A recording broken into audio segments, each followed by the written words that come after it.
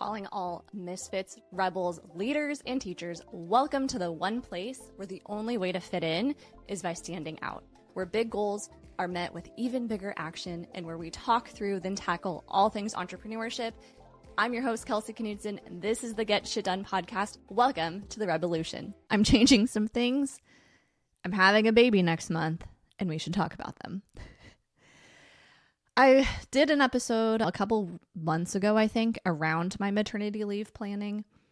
Back then, it felt so far away, and now reality is really setting in. So I don't know. I think it's worth an update. And also, there's some interesting shifts I'm making to my business, specifically product suite and content, that I feel like we should talk about because I have reasons for it. I'm curious how it will pan out. And also, I've learned some things along the way that I've been working, and I want to share them with you. So here's a real in the weeds, messy, what is going on currently type of episode. Join me for the chaos. Stay for the camaraderie. The baby is due next month. I can't even believe I'm saying that out loud. At the time of this recording, I don't know if it's a boy or girl. We're finding out I'm looking at a calendar, 2-ish weeks. So by the time this comes out, you'll know if you follow me on social media. But today, I don't know. And that feels crazy, but also kind of cool to wait. I have no regrets with waiting. We waited on purpose because we wanted to decrease the number of pointless gifts that we receive. And I think it's working. So that's good for us. Anyways, baby's coming. This is new. And I have adjusted a couple times my business to help support this new chapter. So a couple quick things that I have done that I'm thankful for as of today. And my thought is maybe after this baby is here, I'll check back in with you and be honest about what worked, what didn't, etc. So once I found out I was pregnant, one of the first people I called, which may not be on your radar, is my CPA. Because I wanted to see if FMLA made sense. Did I qualify? What could I do?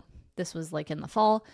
What could I do in the fall to help set up for the summer and all that stuff from a financial perspective? And I'm so glad that I did, because we actually caught some little mishaps that were happening via my payroll system that we fixed, and increased my salary, because that number that I am paid is a percentage of salary, which also led to some tough decisions, letting some team members go to support this new chapter of life for financial reasons, but some other reasons too. Let's see what else changed. I said no to a lot of things. I've shared this, I think, a lot, maybe personally. I don't know if you know, but I've had a lot of great business momentum this year that I've had to just like table, which sucks because I so badly want to take advantage of it. I feel like the work I've been putting in is finally paying off. Like, I feel like for years, getting out of the hair world and rebranding and transitioning to business coaching for so long, I just wanted to be seen in that light of like a business coach, an expert, a strategist, someone who is known for being an expert in their field. And I feel like I'm finally getting that momentum, and to be like, oh, pause, I'm having a kid, kind of sucked. And I am excited to be a mom. I'm very excited to do it with Matt. He's so excited. It's adorable. And I think it's going to be a really cool journey. I think it'll be really powerful to share it with you, because I don't know how many people share it in the messy middle, in the balance of the two. And I already know I'm going to change a bunch, and I'm just excited to share all of that experience. But yeah, it came at a little bit of a business cost. I have a lot of momentum and opportunities I had to just say no to or step away from because of this season, but it's the right call. So that's another shift that has happened semi-recently in business. I had a big aha with my offers. I always talk about having hell yes offers. I have this kind of Kelsey approach to things, and I'm a big fan of, you need to have a juicy offer that fits the needs of the people you are in front of, who are then ready to purchase. And those three things aligning lead to a successful launch. And I can now, on this side of it, vouch for that, because we launched something called KPI or Die, which was a new freebie that is around KPIs. And it was planned out, but still a little messy. And the ramp, like how much I talked about it versus how long you should talk about those kinds of things, was kind of short. I think it was really like 2 or 3 weeks. And we got 100 people to sign up for this. And to give you some context, I had another freebie. It was a group format. And I think the most we ever had sign up was like 56 in 2 years or a year and a half. So I'm very happy with 100 in less than a month. I think that to me is a really great indicator that this resource is valuable is that hell yes trifecta. It solves a core need. People in my audience were ready for it, and they were like, no, now is the time. Even though it's free, they still have to opt in. They're still taking an action. That was a very new offer that came together. It's been marinating for a while, but we acted on it quickly. We killed Get Shit Done Club, which was a different freebie I had. The ROI wasn't there for my time and how I wanted it to be versus how it actually was. It just wasn't a fit anymore. We let that go, and we let the course go. Last year, planning this year, I'm like, a course will be great because then I have a way to support more people and also sell something that doesn't require my time. And though that is still true, because that's how courses are typically built, aside from when you promote it, it just didn't feel right. And on paper, I think that it's not a mistake per se, but having a course for my business would be an opportunity. But ethically, it wouldn't sit well with me having this out there and knowing like the statistics of how many people actually complete courses and then how many of them actually take action on them and implement those systems in their business. And so we actually decided to kill the course, which feels really great, which led to another round of CEO bootcamp, which we're actively in right now, and VIP days. So those are the offers that came out of a lot of reflection time during this year. It's interesting because all of them are tied to time with me, but they just feel like the quality and type of work that I love doing. I have loved a good whiteboard session, which is what my VIP days predominantly are, to map things out and strategize together. And then with partnering with AI, I'm able to take that and turn it into a really robust follow-up email with next steps, which is way cool. All of that realization came from being real honest about my anticipated capacity for the summer and fall. I'm happy to report that it feels good. Like I feel like I have a solid plan. Any conversation I have with people, I'm like, no, we're good. If we start working together today, here's what that looks like. Here's what my leave will be. Here's the expectations. Here's what you can work on while I'm out. Here's how I will integrate back in. Here's how communication will go. Here's how that will affect your payment plan. Things like that. Like that all feels so clean and dialed in. As much as it's an unknown time, I feel solid going into it. And I feel optimistic coming out of it. I even mapped out my schedule for the rest of the year.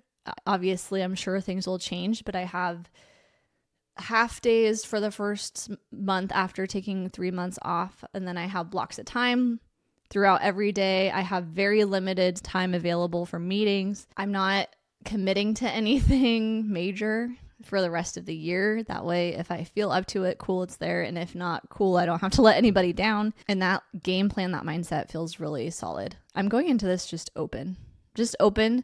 And that a little flexibility is a good thing. It's not my natural state to want to live like that, but I think it's a good practice for me. And it's just the realities of what this is going to be. Then on the content side of things, it's so interesting. I still live in a world where if I could live on a little hobby farm and have zero internet presence, I would not miss it. I can guarantee you I would not miss it. But I also know how valuable it is to connect to my audience, therefore my clients or future clients. It's a valuable tool and marketing asset in my business, so I have to give it the time and attention it deserves if I want it to then repay me in my business via customers and clients like you. I know that. But all that to say, it's not like I'm someone who just loves Instagram. And I've gone through all kinds of different team sizes and types, and I've had people who just posted stuff so we have something. I had people who are extremely strategic and definitely got some good visibility. And right now I'm managing it all on my own. I'm editing these podcast episodes on my own, and it's definitely not my best skill set. I can tell you right now, there are people out there who are better at this than me by far. However, in this season of business, financially, it makes sense for me to just do it because I have the time, and then I can pay myself what I would pay someone else. I increased my salary, and that's one of the ways I was able to do it. But then on the other side of things, marketing done right should increase your demand. Why would I want to increase my demand if I'm about to go on leave? So it does not make sense to be watering that plant and pouring more time, energy, resources into a team of people to help me get more visibility if I don't actually want more business right now. All of that led to making that really tough decision of making some shifts in my team, but it was the right decision for this chapter of life and business. And now I'm using social media and I have a fresh perspective. I really want to just focus on one place and two things. I'm focusing on this podcast, of course, but I'm being kind to myself because I am not a podcast editor. And I guess what I really want to tell you is I'm not going to edit this to the level that a professional will. I'm not. This mic is a couple $100. I'm recording on my iPhone, which has 4K quality. We're going to throw an intro and outro on and call it a day. So if you're listening today and historically you've been like, man, Kelsey, it used to sound really good. Now it's gone downhill. I'm sorry, but that's just the season that we're in together. I'm just going to take messy action.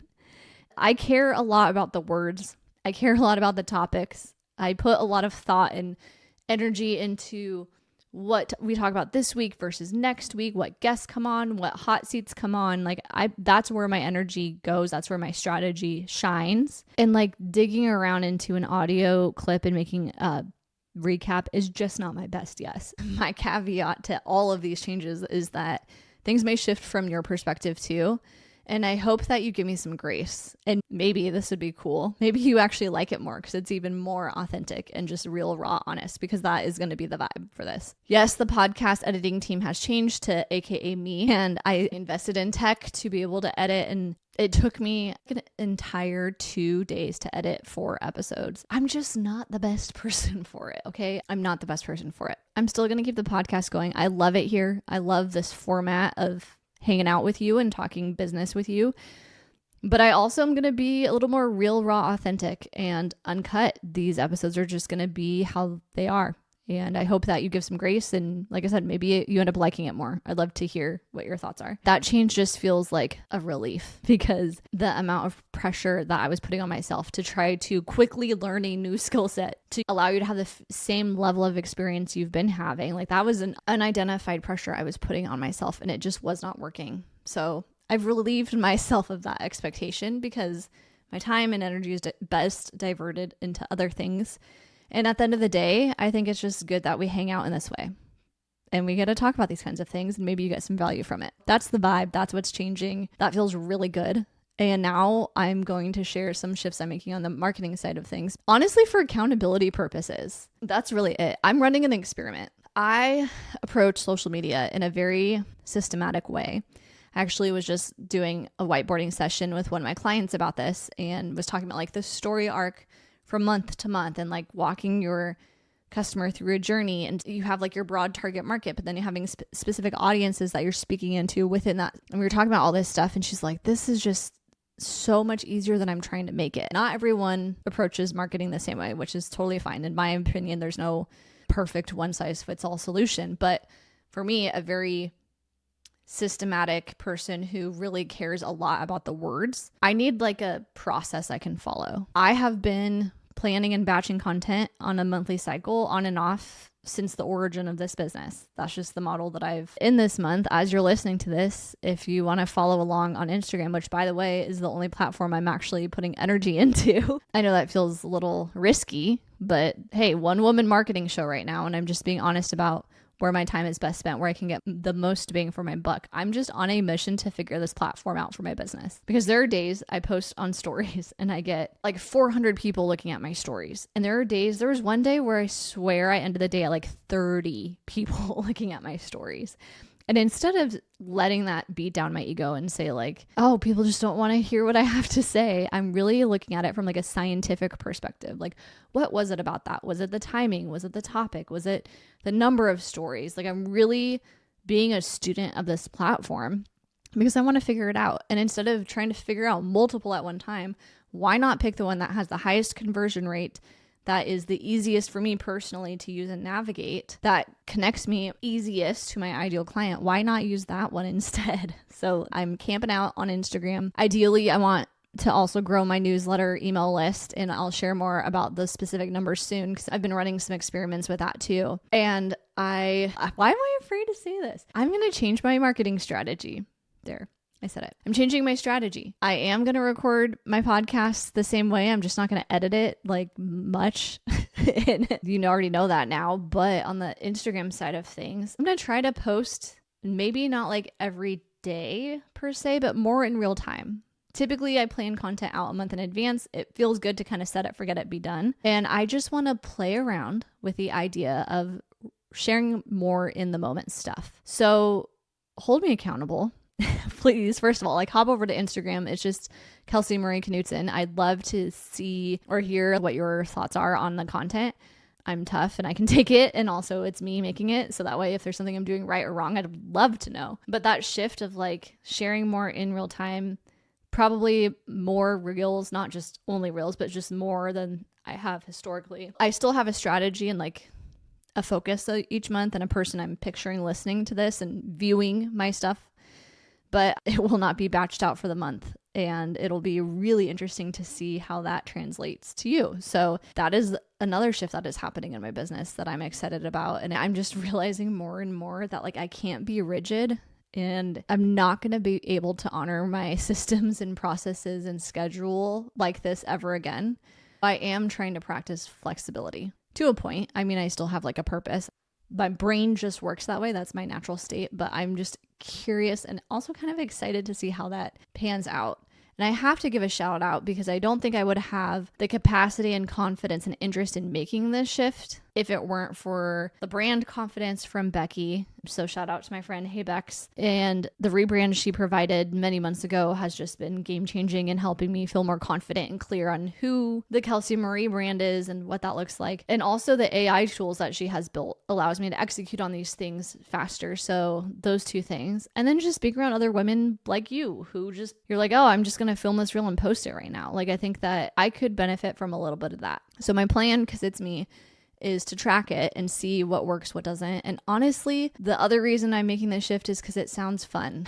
I know that's so weird, but like content creation is fun again for me. I wouldn't feel that way if my systems weren't in order. I don't really have like a lot of big projects right now to focus on. I think that's where this is kind of stemming from. Not that things are good and I just need to coast, but like my business is moving along. We have a checklist that we're working through to clean up by the time the baby comes. Things just feel like pretty solid right now. So I have this space in my calendar, and part of it is how I set my calendar up, but like I have the space and time and capacity to be creative, and I'm enjoying it. I'm leaning into that a little bit more. It'll just be interesting to see how that all shakes out. Follow along in that journey.